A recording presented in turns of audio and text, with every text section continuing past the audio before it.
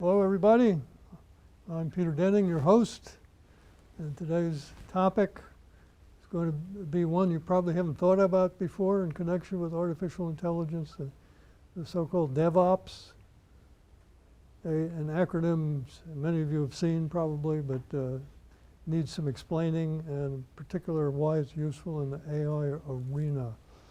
So we once again present Professor Mathias Kolsch, who's going to talk to you about this. And the floor is yours, sir. That was quick. Thank you. Okay. Good afternoon again. My name is still Mathias, and I developed this together with some folks from the Joint AI Center, also partially on their initiative.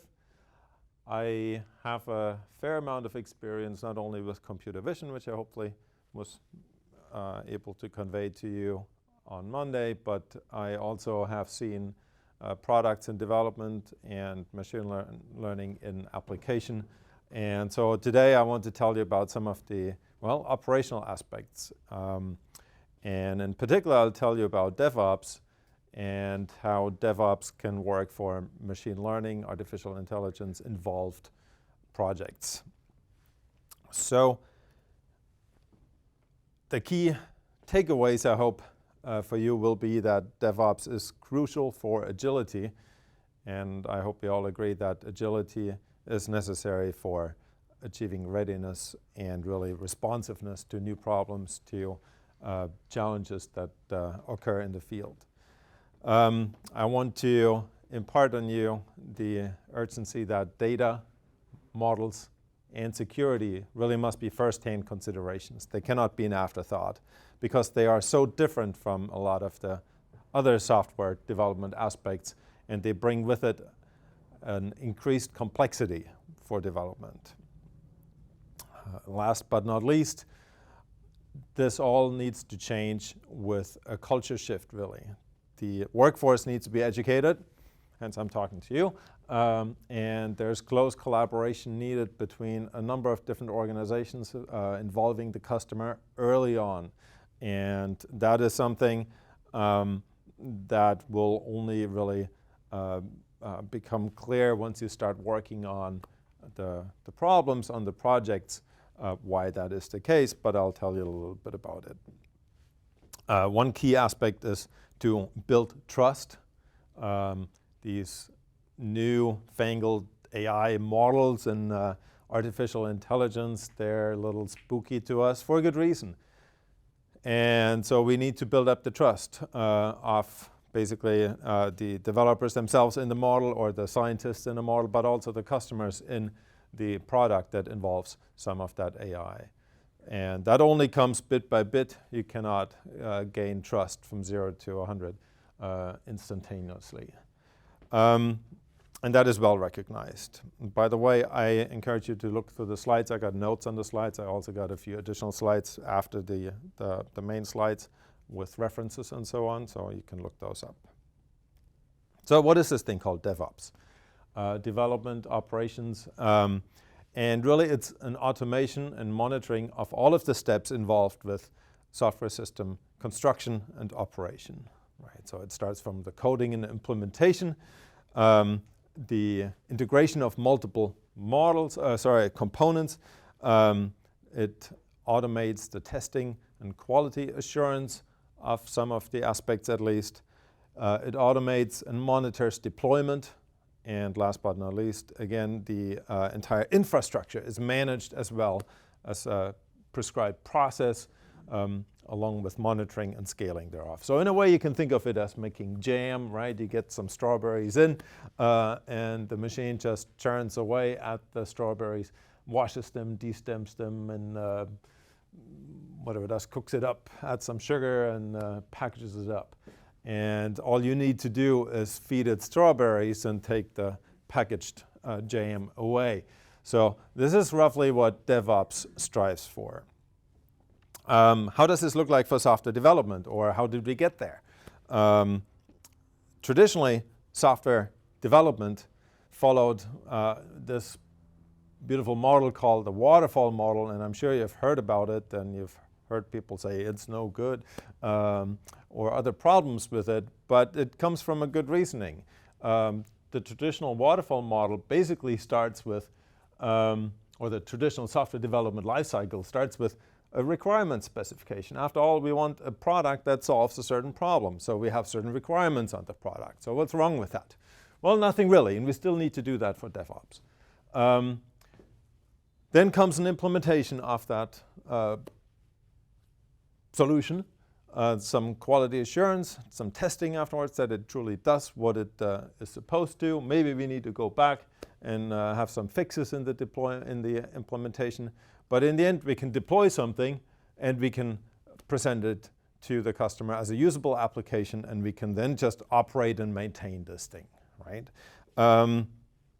Whereas DevOps has these iterations built in. This kind of signifies that this is a never-ending loop. And it starts with a first prototype.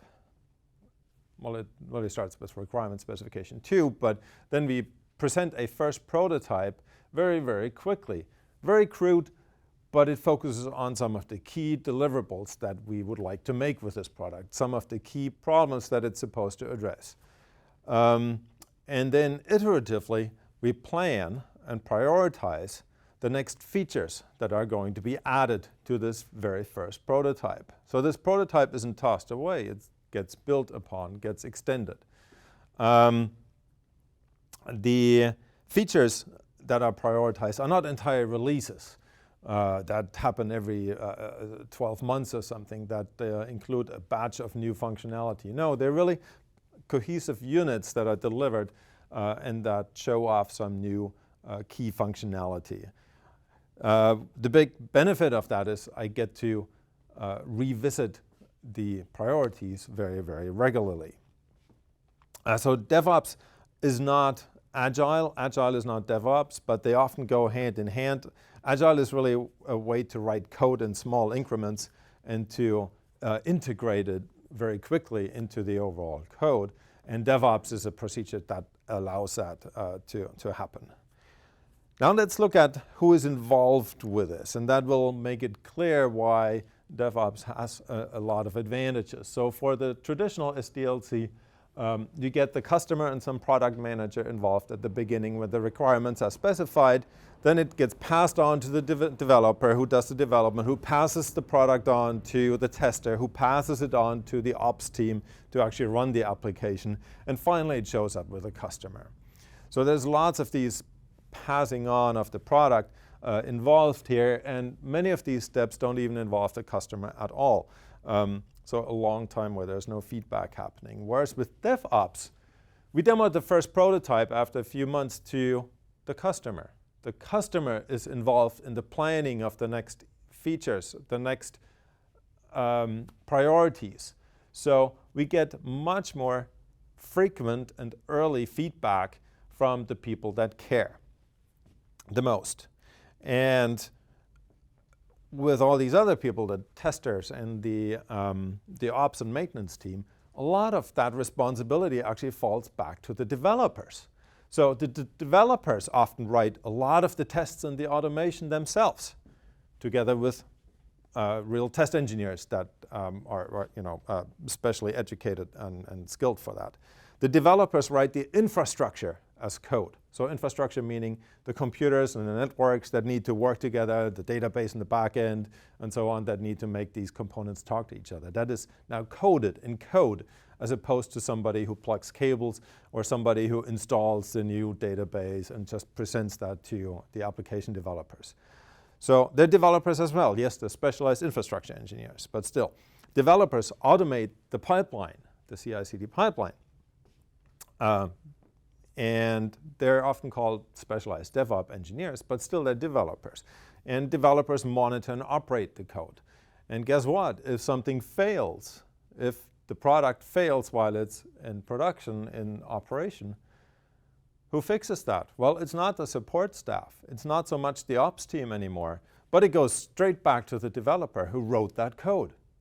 So of course, there's a mentality shift involved. Now, the developers don't get just, wash their hands clean once they pass the product on to the testers. No, they'll be involved and responsible on the day that their product breaks. So more responsibility, you can see the benefits of that, but also much shorter lines of communication to find out what really went wrong. Right, so you can already see why we do DevOps, or why DevOps is important. It avoids these late surprises. The customer says, well, yeah, I had these requirements, but obviously I meant this, which is something else than what you built. So if you get that first prototype after a few months, you can quickly make a course correction. You cannot do that after many years of development. Same thing with fixes and patches to security aspects or to make up for missed functionality, overrun deadlines, overrun budgets. If you think up the entire requirements for the product up front, there is a real danger of bloating the requirements, of just trying to build everything into it. Most of it tends to be never used. That is a very common problem, feature bloat. So DevOps avoids this. DevOps also speeds the deployment times by using these CI/CD or continuous integration and continuous deployment capability of the pipeline. Since I've automated this pipeline, right, strawberries in, jam comes out, this entire pipeline does it for me. There is nobody involved anymore in destemming the strawberries or washing them or something. I don't have to call someone, hey, I need to wash some strawberries. Can you come to work, please? Yes, but I don't remember how I mixed the soap for that. So all of this is automated. CI/CD often also stands for continuous delivery. So it's much of the same, really. Using containers and immutable infrastructure means that there is not a single person's computer involved in building that product again, right? The golden computer, the only computer that has some bizarre requirements installed that are required to build the product, nobody knows what they are anymore. No, this is reproducible stuff. I can now suddenly build this anywhere, really. High consistency in the builds and the deployment procedures. This fosters early on collaboration between these cross-functional teams, right? Developers, testers, QA, customers, across multiple organizations often.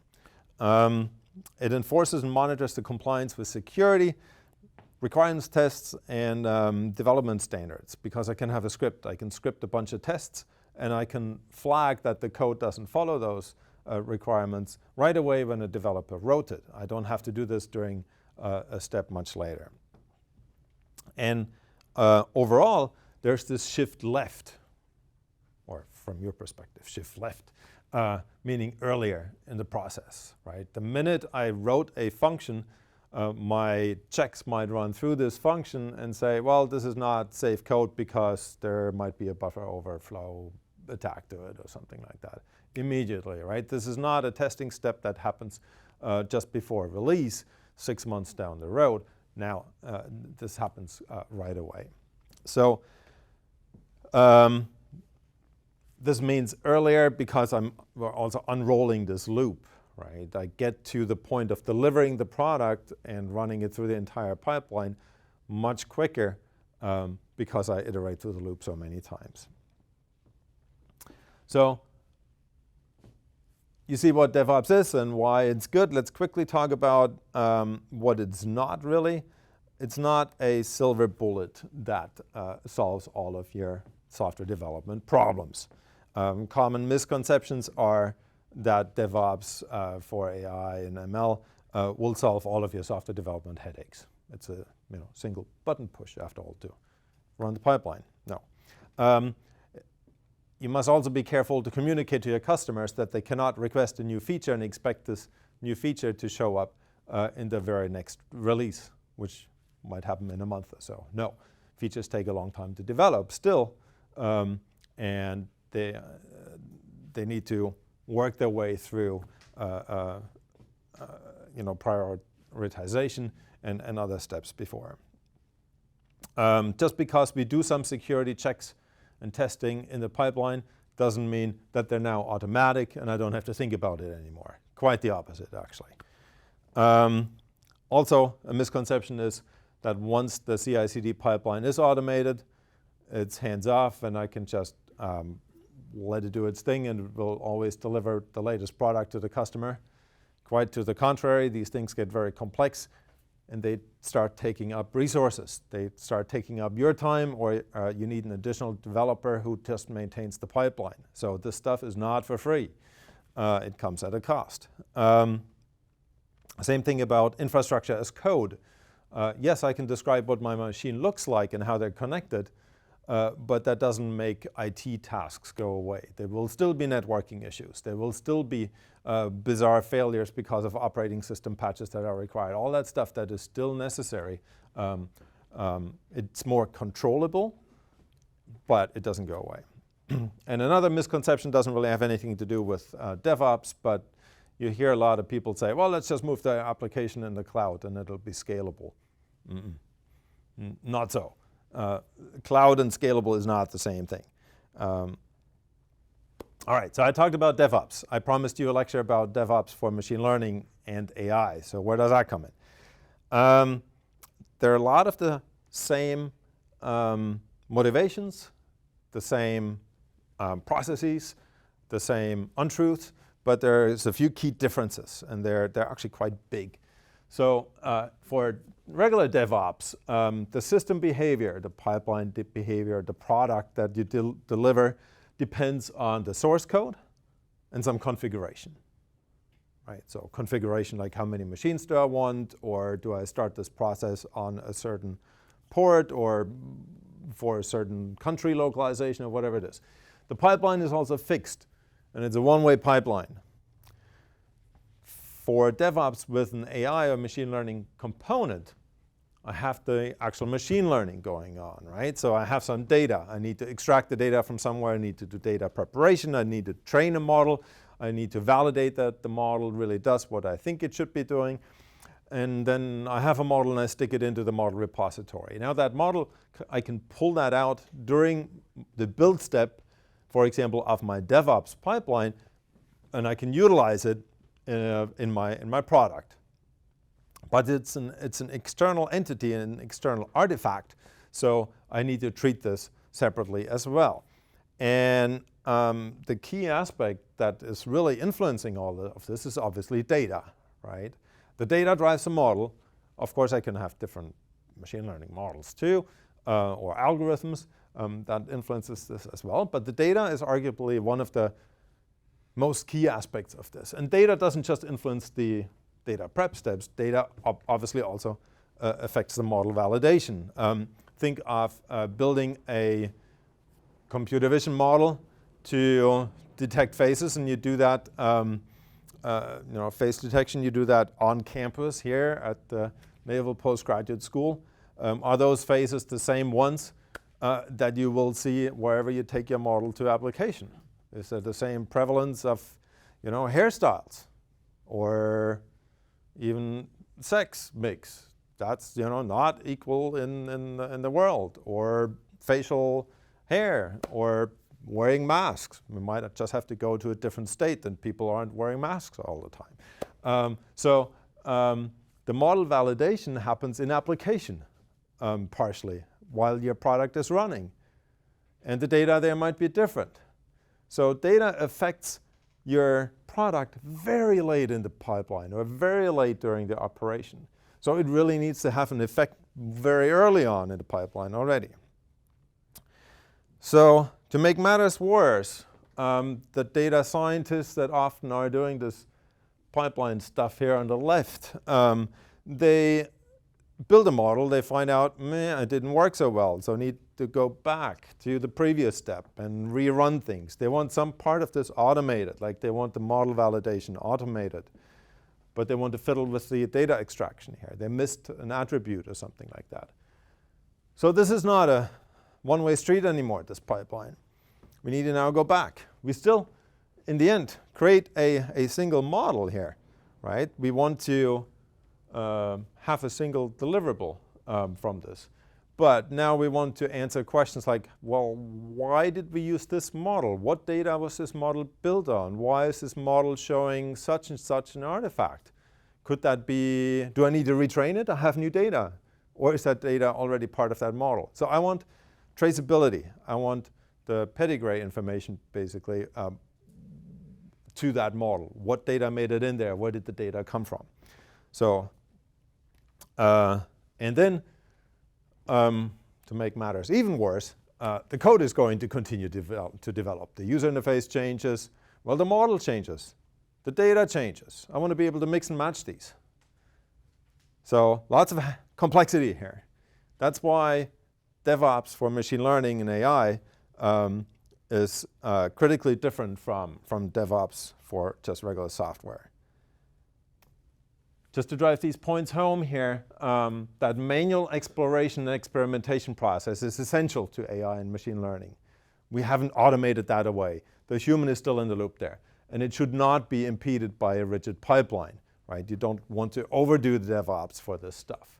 So data and models are usually not as well controlled, versioned, updated, or reproducible as the code itself. I'll leave that quote to read for you offline. System testing validation now needs to take all of these into account, code configuration and the data, right? So specifically the data validation needs to happen early on. Is the data truly what we think it is? Is it representative of what I think? Does it have all the attributes? Are there no null values that kind of sneaked its way in there unbeknownst to me? So that's a very important step. The model needs to be evaluated both during the training or during the model creation, typically called verification. And that is a job that falls on the data scientists often, right? They need to come up with some accuracy numbers, false positives, or what have you, recall, precision, and they will give you the best model they think they have. But even after the training, this needs to continue, this verification or evaluation. But then almost more important is the model validation. Does that model actually do what we think it does? Yes, on that test data, it showed great accuracy, but that still might be useless in practice because it misses this other stuff that wasn't part of the training data, say. So it's completely useless. So this validation step is actually very, very difficult and cannot be automated as well. I'll give you an example here of when this didn't happen, and it didn't happen in a continuous validation step. Who's heard of the Microsoft chatbot Tosh? Or Tai? I think Tosh stands for Thinking About You. They had a little photo for it. They let this chatbot loose on, I forget, one of the social media platforms. And it was trained to have a conversation, right? Trained to participate in chats. And the model actually learned from the chat and it adapted to it. So that's typically a great thing, continuous learning, right? I adapt to a different deployment of an offline trained model in the real world. Good, except they didn't expect that people were leading this chatbot off track. And so it started actually adopting the language of its user, of its conversation partners. And it started to curse and make racial slurs and all sorts of other things. They had to pull it within 24 hours. So thankfully, they had somebody actually validating that this thing was still behaving within the human expected bounds, right? The validation.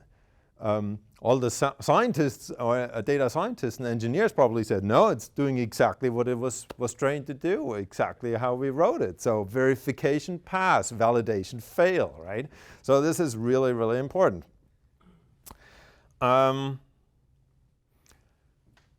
Okay, so DevOps and machine learning is a tough problem. I want to add another little twist to this. Often when you develop a product and you deploy that, again, it's kind of shipped and done with AI and machine learning models, there are a few nuances we need to take into account. So let's look at where we can deploy AI and machine learning products to. They can be deployed in the simplest case as a web service or a microservice on the cloud, highly scalable, and it's nice because I have full access to this thing. I can update it. I can deploy a new model whenever I wish to. Or I can integrate this thing into a more product-specific backend queue. I do the entire inference on the backend, and it also scales very efficiently. And so that is kind of a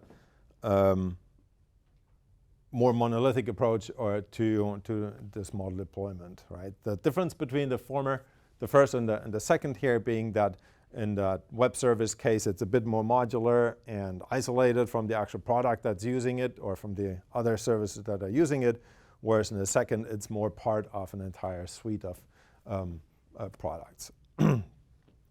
But one of the disadvantages of that is that it has higher latency than if it was deployed right where it needs to be used. For example, think about, and you need the connectivity to the cloud, right? So think, for example, about your phone that you pull out and you want to take a photo, and you wanted to focus on the people in the foreground and not the background, right? So it needs to do some face detection. That is something that we can do perfectly well in the cloud, but it would take too long to send your photo to the cloud, do the face detection, send the result of where the face is back to the phone. So the face detection needs to happen on your phone.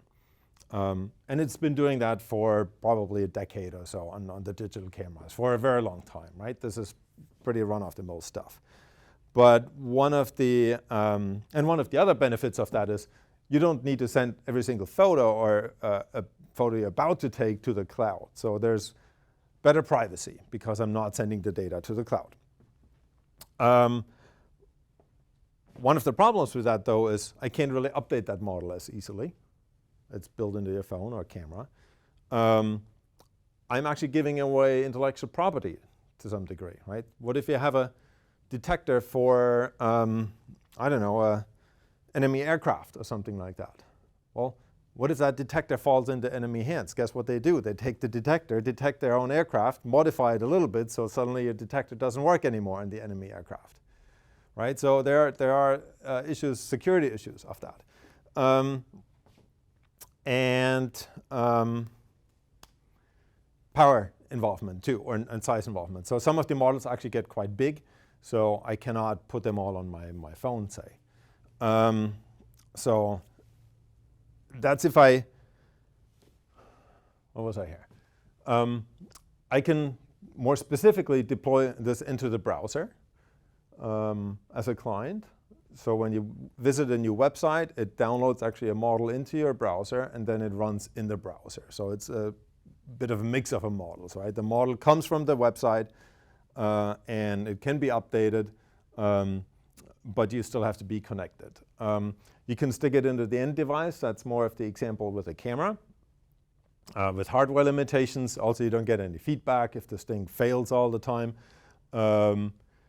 And then kind of another middle ground here is deploying the model to the network edge. So as opposed to right on your device, as opposed to all the way in the back end of the cloud, you can have some station in the middle with 5G, for example, the cell phone tower, or you can have forward operating base or something, have a little compute power there.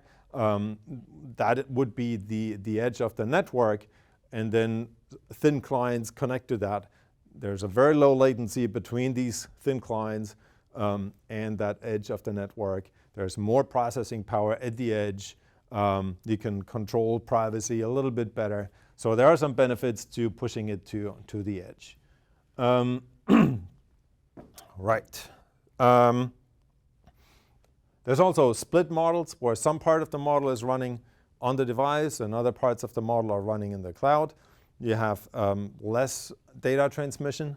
You don't need to give away all of the IP. That's typically done for natural language processing like when you talk to, your voice, Google Voice Assistant or Siri or something. They process some stuff on the device, pre-process it, send information to the cloud, and get a result back.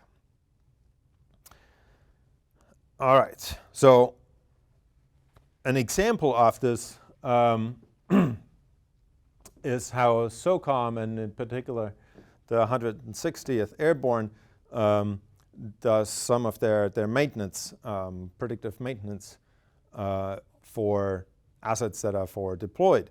And I'll just read this out. As part of operationalizing the machine learning system and to provide timely information in an edge environment with limited transport for data backhaul, Dime developers built the Model at the Edge kit. That kit consists of a laptop computer loaded with a data download tool, a containerized machine learning model, and a web-based visualization of AI predictions for operational users. So the intent of this kit is to provide the user on the ground with an all-in-one tool to interface the aircraft, download data, process and store data, and visualize the model predictions.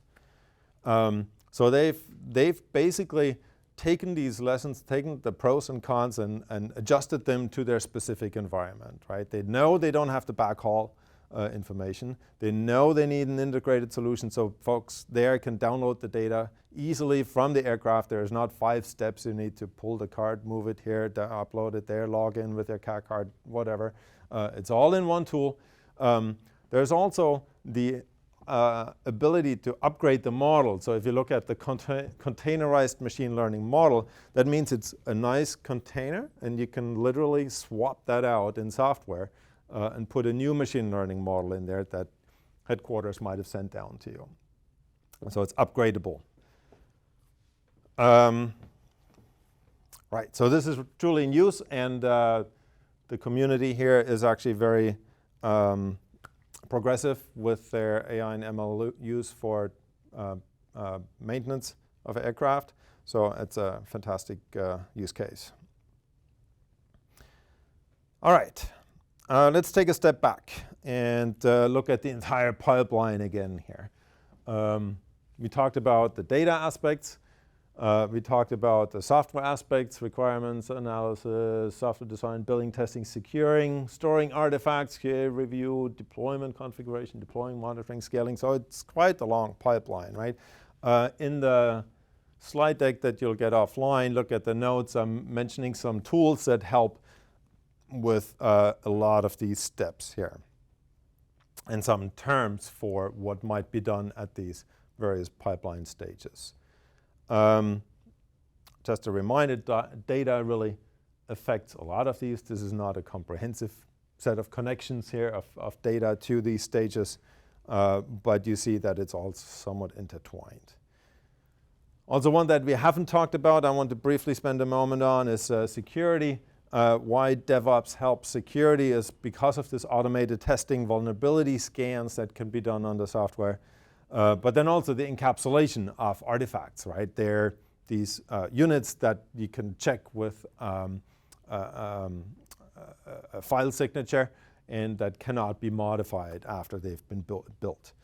Security in DevOps really involves the development itself, that nobody injects code that hasn't been tested. It involves the data. You can version the data. You can control the data. It involves the deployments. There's also not a single person who's got admin rights to everything and can do all of the deployment steps. No, it's automated. There are usually human gate steps where an email pops up in some supervisor's inbox. We're ready to ship, release, so and so and so and so. Do you approve? Does this make sense with marketing or something like that? And they push the yes button manually, and then it trickles down the following steps of the pipeline. But for the most part, there is not one person that runs all the super admin commands to do the deployment. Same thing about operations. It's controlled. Typically, developers actually don't have access to the database anymore, right? They can't just log on to the database and do stuff. There's a process for accessing the database. These steps are all audited, so you can find out afterwards who it was who accessed the database. But physically, well, logically anyway, because they're all in the cloud now, but logically there's no way to get to the database server directly. Another example is secret management. These secrets are stored similarly in a controlled environment, and there's auditing with any access to it and permissions control and so on. I think a number of other lectures talked about machine learning specific threat vectors, so I'm going to skip over these here and instead do a little bit of terminology disambiguation so that we're on the same page. I said pipeline a lot of times. You've seen a lot of pipeline steps, so let's get some terms down. DevOps pipeline is really this process to turn software into a product or a service, and it's often used synonymously with CI/CD. ML ops, or also DevSecAI ops, I've heard, is DevOps for machine learning systems, or systems that have an ML component. Then we saw the data pipeline. That's what happens to the data until it's used in some model, right? The machine learning training pipeline is the part of the overall pipeline that deals with updating and retraining the machine learning model, producing some sort of an artifact from it. That's as opposed to the inference pipeline for the machine learning model, or the application of the machine learning model that happens in operation. Right? I still have to prepare the data so it can be fed into the model. The model still needs to run. The result still needs to be presented, but that happens. That doesn't update the model anymore. That just crunches some numbers and does a prediction, or it does an object detection, or whatever it does, a regression with the model. And then I've heard people talk about the model pipeline, which is the part of the MLOps pipeline that actually treats those candidate models. And that, in a fairly mature organization, is also a automated process. Like, it takes these models, it takes them through a whole slew of tests and makes sure they don't produce any results that they don't anticipate, and so on. And then this becomes available as an artifact. Okay, I do have a few more slides, but we're nearing the end. So I want to summarize again what DevOps for machine learning really means, as opposed to DevOps for software. So DevOps for ML, or MLOps, means there are more components now, more steps involved. There are more artifacts, not just the software component artifacts, but now we also have the models as artifacts. We need to run more tests, more validation, more configuration of the entire pipeline. There are now more people involved as well, at least at the front and the back here, right? We have the data scientists involved, and at the far end, often we have some ethics review, that this model doesn't violate any ethics requirements, because AI often gets into tasks that previously were done by humans, right? So now you're replacing, again, a human with a machine to some degree, or you're substituting it, and you're starting to rely on it. So there's often ethics implications. We also have more distinct and asynchronous processes, right? The software develops at its own pace. The data changes at its own pace. The data scientists create new models at their own pace. So they all need to come together at some point. All of this means there's more frequent updates of third-party dependencies, of data, of code, of other input. We need more monitoring. Simply saying, yes, the service is still running is not sufficient, as you saw in that chatbot example. It was still happily running. There is more desire to close the loop. Now that we have these great pipeline capabilities and we can deliver the model, well, let's figure out how the model does. Let us review cases in which it didn't work well, and let those inform the new model, so that the new model works better, and I can feed back again and do these continuous updates. So having more power with this pipeline gives us now more incentive to go yet further, right? There's more demand on traceability and for data pedigree information. There's more enforcement of security compliance. When the pipeline breaks because of some vulnerability check, it's a big red flag that nobody's going to miss. So people are going to say, you got to fix this. A great thing is these more expedient vulnerability fixes. Since I have that pipeline and it's somewhat automated, if there's a problem in a third-party tool or in my own tool, and there's a potential vulnerability, it's generally fairly quick to fix it. So that's great. And lower mean time to repair. So, more questions, more complexity. Should we just give up and revert to waterfall? Too hard? No, we should not, right? The solution, as I said at the beginning, is to expect this all, to expect this more complexity, this more needs for DevOps, more needs for automation, along with the resourcing requirements that come along with it. And then to use best practices, proven pipelines, and proven principles to make it all happen in the real world. Okay, couple of pitfalls. DevOps is great, and you should strive for full automation, but don't realistically expect it, right? That's what I said at the beginning. This thing is not going to be fully automated, period. There's always going to be something that breaks. And so if you set the bar too high, you'll never clear it. Your automation pipeline is never going to be 100%. Also, DevOps should enable agile development and continuous integration, continuous deployment. But it shouldn't get away of it. If it starts getting in the way because all the engineers are spending time on making a beautiful pipeline, then you're not left with any product that is going to trickle through the pipeline. So be conscious of that. On the other hand, if the automation is too brittle and it breaks all the time, then you're also going to stall everybody. So, and another big pitfall here is that people think Agile removes the need for long-term planning, and it's tempting to fall into that trap. I'll just, whack the closest mole, but still I'm not getting anywhere in the long run. So there needs to be long-term planning involved. Compare this to company shareholders that want profit tomorrow, as opposed to developing some return on investment, 5 years down the road. Agile doesn't mean you should release every iota of code or a new model version.